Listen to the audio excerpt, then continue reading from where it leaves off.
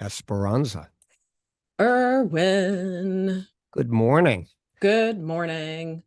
And it is morning, It is yes, morning. Yes. for us today. We Ex usually record in the morning, but there are times when it's happy hour.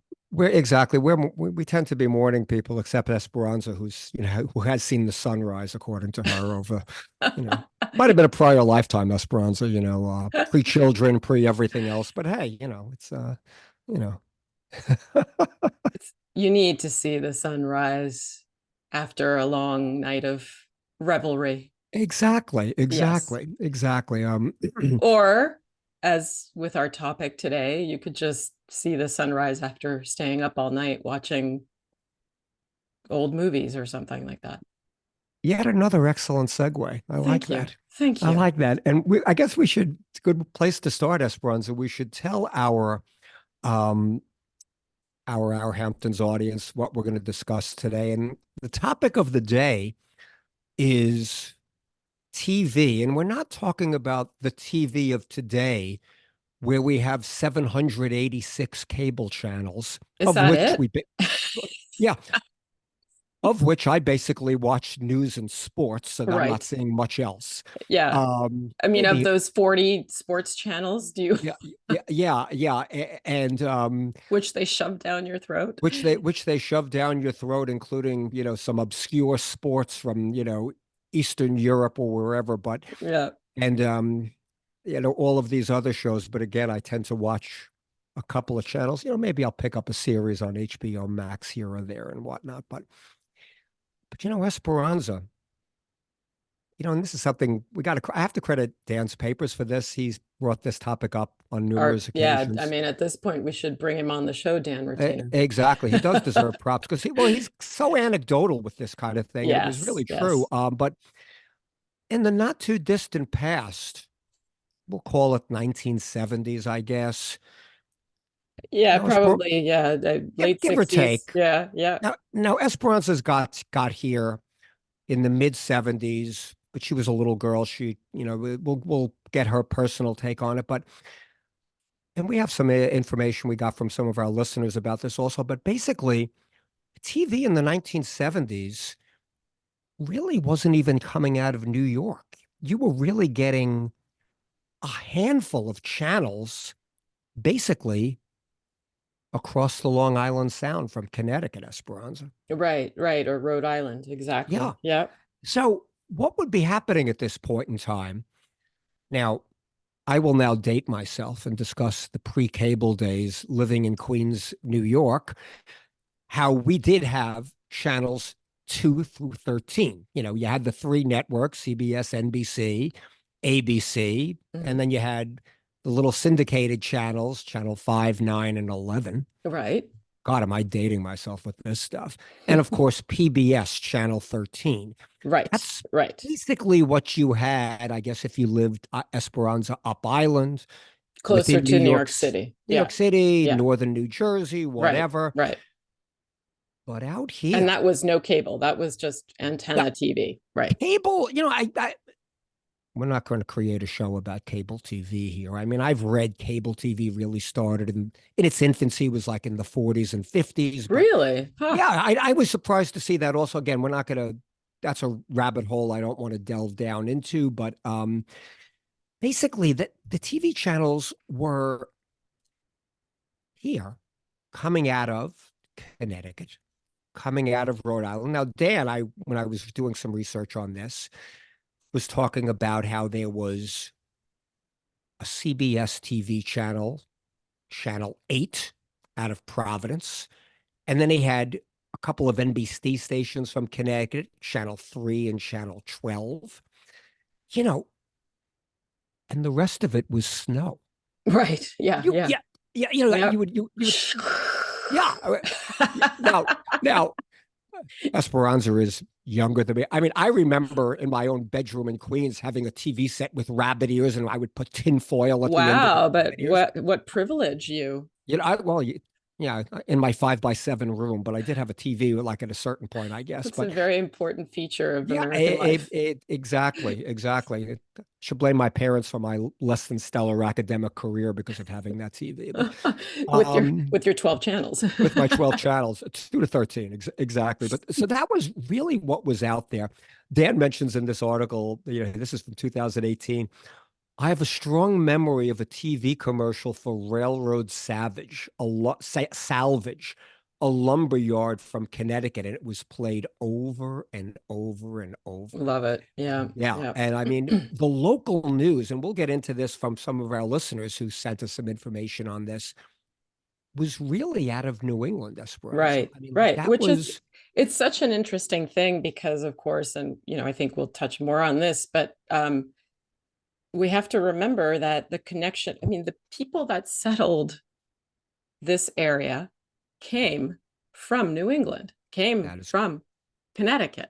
that's So it was like easy access over the sound. It's closer, and it's somehow that connection, manifested itself in TV access in TV land.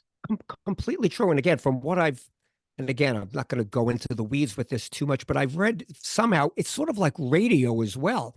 Yes. Obviously, a lot of us now have Sirius radio and everything else. So, but Yeah, out but here, still to this day, you can catch the signal from a Connecticut radio station much better than you it, can from just, I don't know, New York City. I mean, you exactly. can't I get mean, WQXR. no, I mean, there's a radio station I love, WFUV. It's out of Fordham University, and it's the same thing. It's out of the Bronx. You get it. I remember before I lived here full time, when I was driving back and forth to Great Neck, we would put this on when we're driving, and And by then the time you'd by the lose time the you got to signal. Shirley, exit 60, I'd lose the station. And I Yep. mean, this was the Bronx. I mean, I wasn't listening to something from 300 miles away, but Yeah. the East West, the signal just faded. And yes, then 90.7, I would pick up a religious station from New England when I got to a certain point. I mean, That's it was one of appropriate. these, Our yeah, like Puritan a roots like a coming through. righteous gemstones, if you will, Yeah.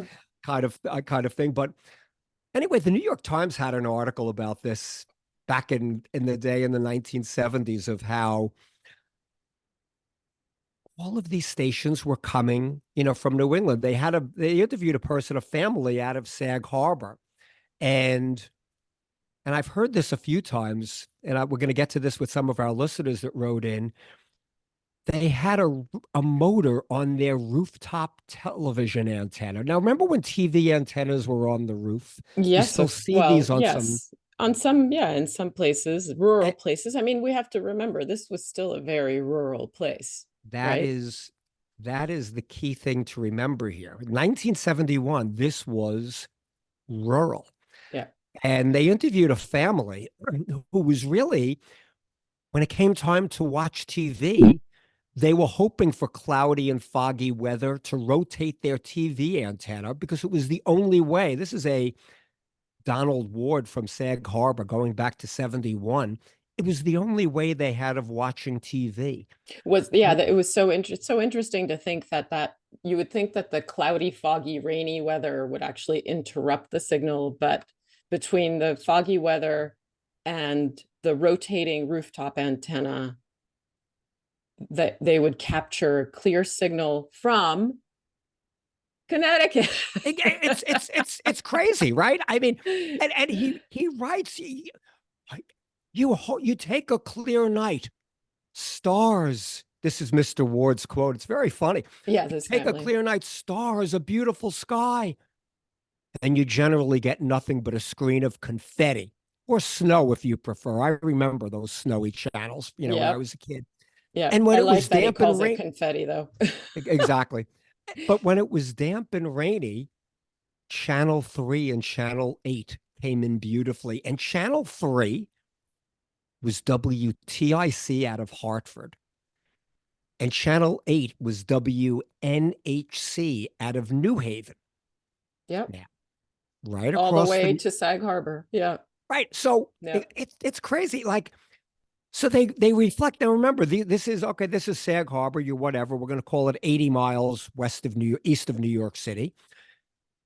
but they didn't get channels 2 to 13. They were watching reruns of Yale football games, community news of Southern Connecticut. And he writes this explanation, Mr. Ward, because New York City TV signals soaring out from the Empire State Building simply didn't drop down to the home antennas when they passed over Brookhaven. It made me think of when you're looking for something online nowadays and you put in your zip code. So let's say East Hampton 11937, and you're looking for something in one of these big box, let's say Home Depot, and you do the search of the closest Home Depots that will have your item that you're looking for. And Irwin, what stores come up? Connecticut stores. All the time. I've done the identical searches you're referring to. So it's so interesting. That is, it's like, okay, we have to cross the body of water to go to get our stuff at, Target in New Haven. And it's just, and we'll get into a little bit about this a little bit later on, how there is some historical connections between New England, not just the one you mentioned where, the original people were coming from and everything here, but the connection between New England and Eastern Long Island in many ways, Esperanza, I think, is stronger than the connection from New York City to Eastern Long Island. Oh, 100%. Certainly back in the day. Well, that was, originally it was the Dutch in New York. So yeah, definitely. We didn't have the Dutch people out here. We were definitely English. Exactly. And, Mr. Ward goes on, channels 2, 3, and 12 were CBS affiliates. He was getting Walter Cronkite at the time 3 times a day, 3 different times a day. There were some chase stations out of Hartford, NBC affiliates. This guy was watching Johnny Carson reruns over the course of the day. And then this New York Times article goes into say how there was a Riverhead viewer who had to become a real fan of the Hill House high school basketball games out of New Haven. Not to mention, and this is another connection, Eastern Long Island tended a lot of times to root not only for the New England Patriots, but the Boston Red Sox. Oh my gosh, yeah. Because of this, because of this kind of connection. And again, it's to your point before, which is, what we really have to keep in perspective here. At this point in time, this was essentially a rural community.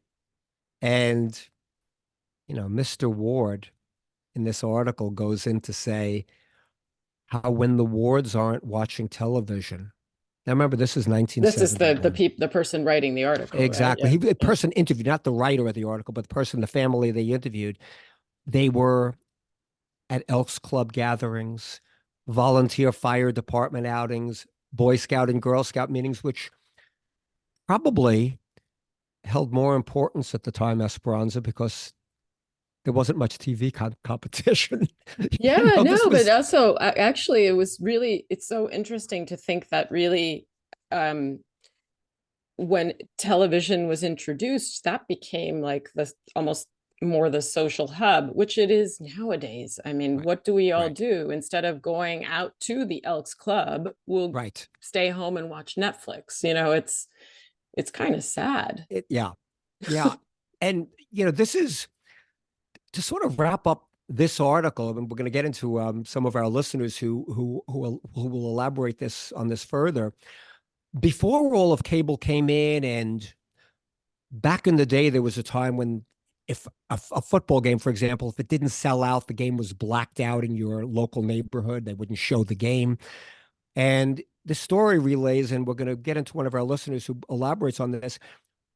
For example, a New York Giant game, when it was blacked out in New York City, people would go to Eastern Long Island, either the North Fork or the South Fork, to literally watch the game. They would either go for the weekend or go for the day and watch the game out of Connecticut's Hartford Channel 3 because they couldn't get the game in New York City, and one of our listeners, and I have to give him a shout out. This is Bill Good.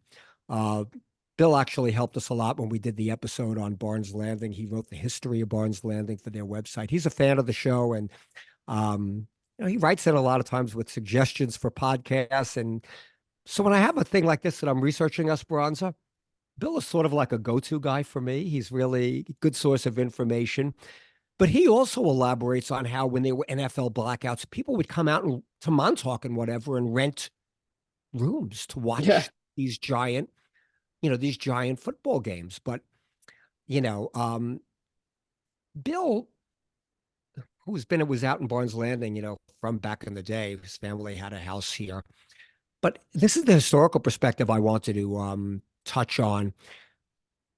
Even during the 1700s, Bill was mentioning to me, like when you look at it historically, and you touched on this earlier, the trade on the East End was more common with New England than it Absolutely. often Yeah. was with New York, right? Hmm. And now, do we remember?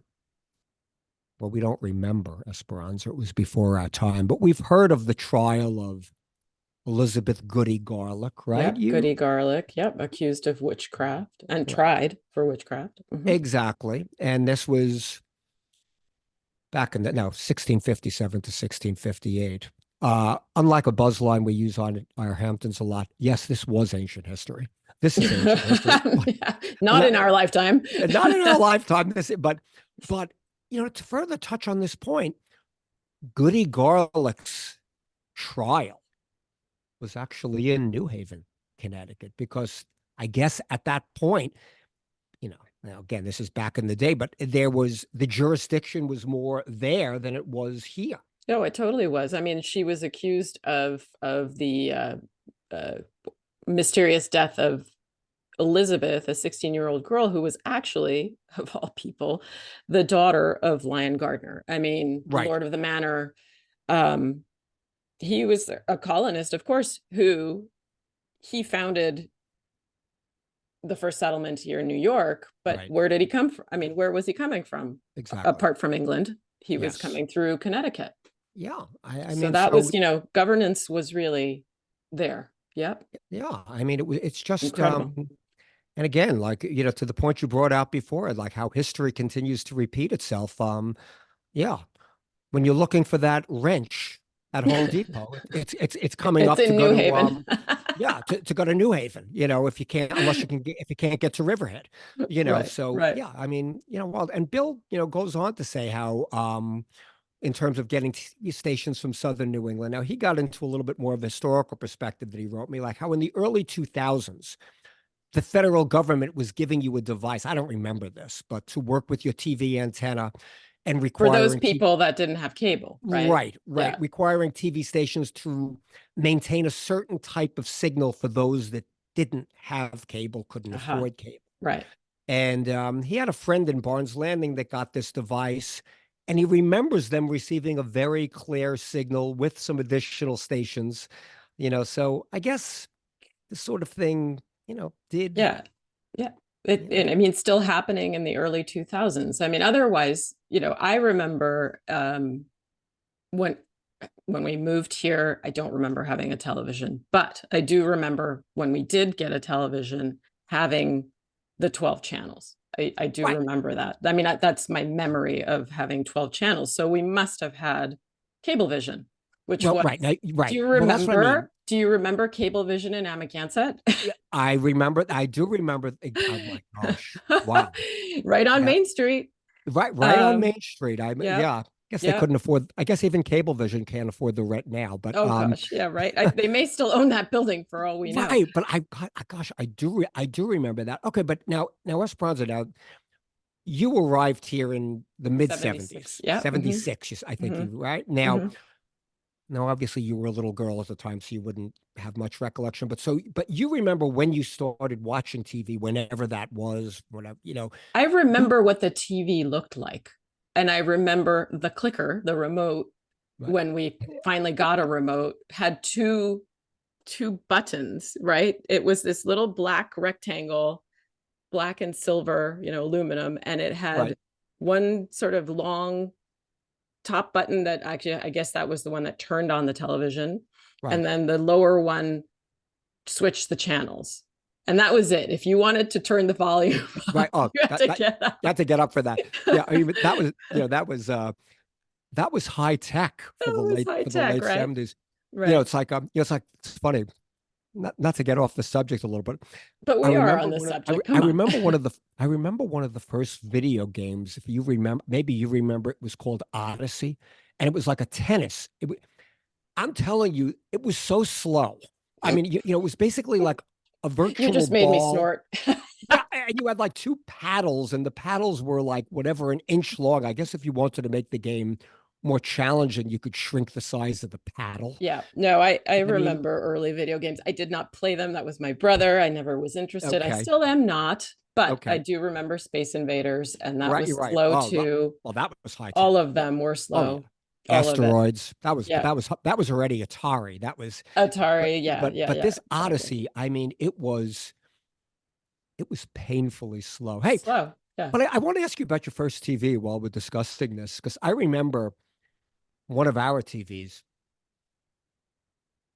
It was like a piece of furniture. Right. Yeah, I know. And that was somebody was asking me, I was like, no, we didn't have something that big. That's why I don't think we had television for a very long time, because our television was maybe what you would say today, you measure them on the diagonal. So Right, it was right, maybe 18, 20 inches. right, I have no idea, but it was like this black box, right. and we had it on a little cart What that we could move around, right? I Like a remember the little carts. rolling cart. Oh my gosh, what a So it wasn't huge. We got the huge one later, but the first one was small. okay. But so It wasn't an important feature in my family. okay.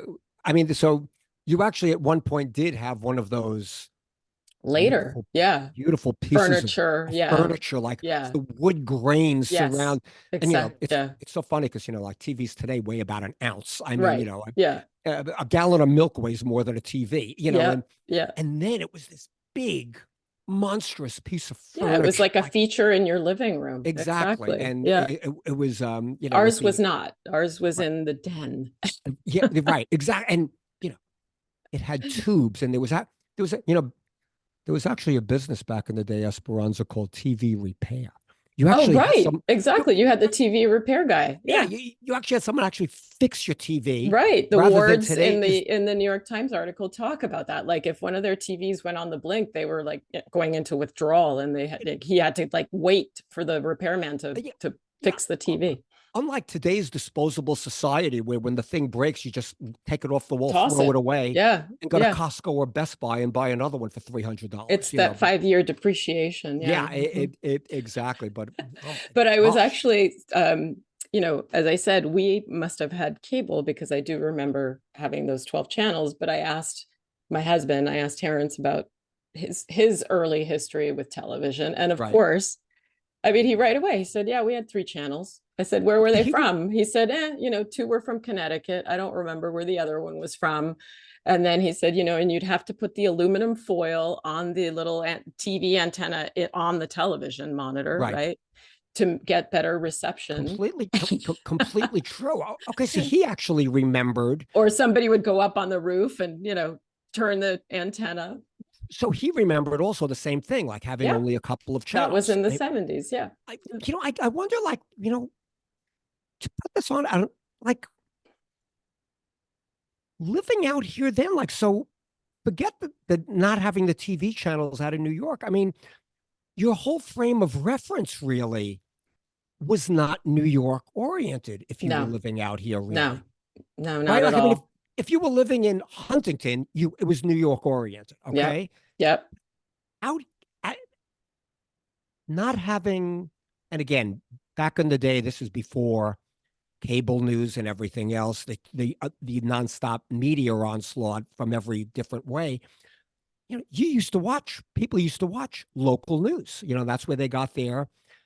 But living here, this is like a light bulb went off in a sense all of a sudden, like putting this whole thing in sort of perspective.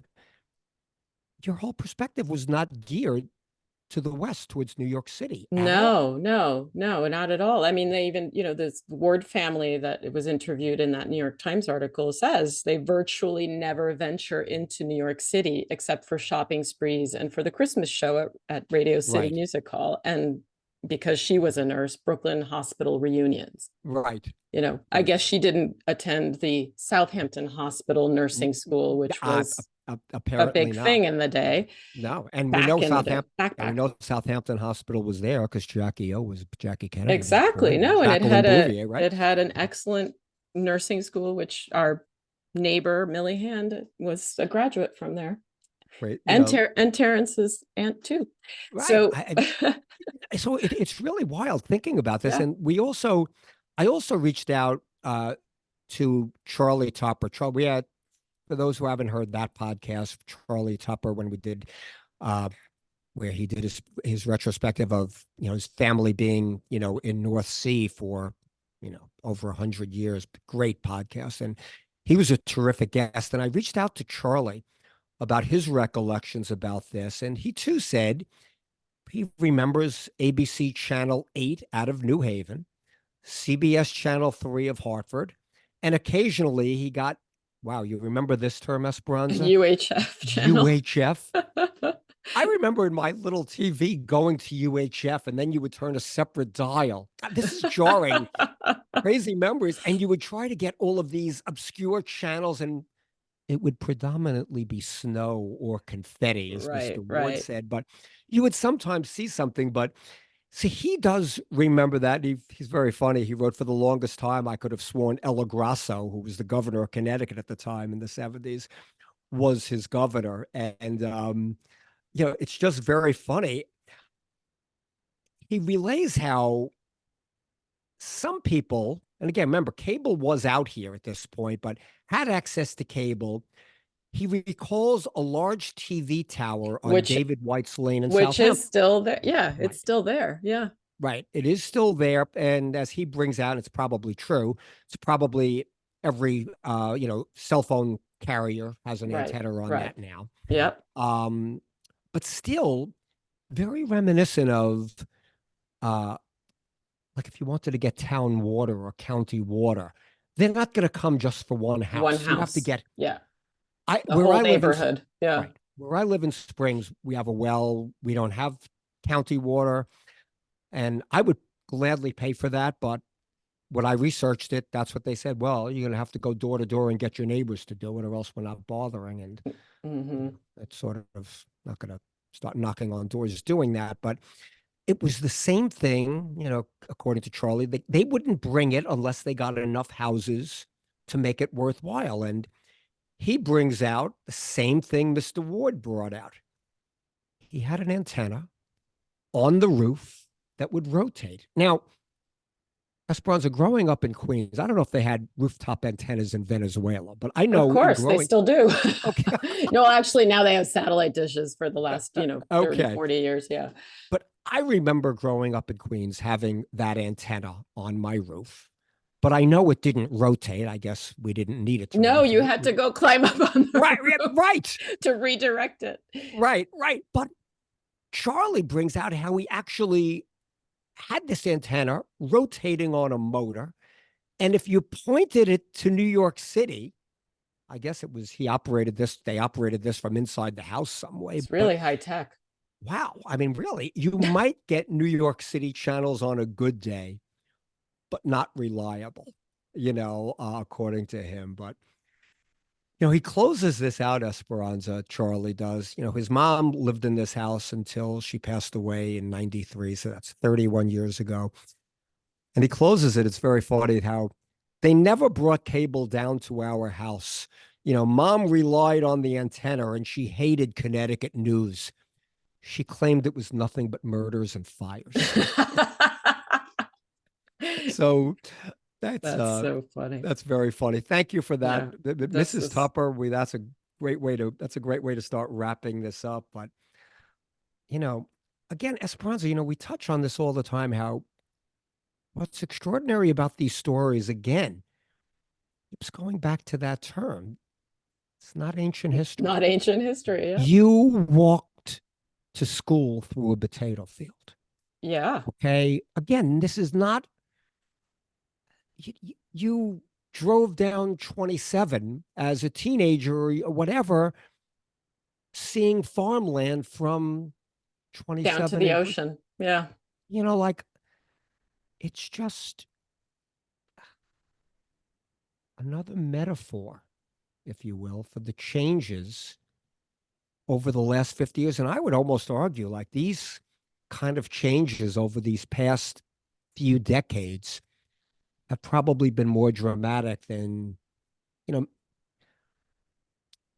than prior. If you pick a 30-year period, a 20-year period, whatever, there's certain 20-year periods where the change is going to be so dramatic. And I mean, I think I think here, the last 20 years here. Yeah. yeah. And Yeah. even like Easily. 70s to 90s or like Yeah.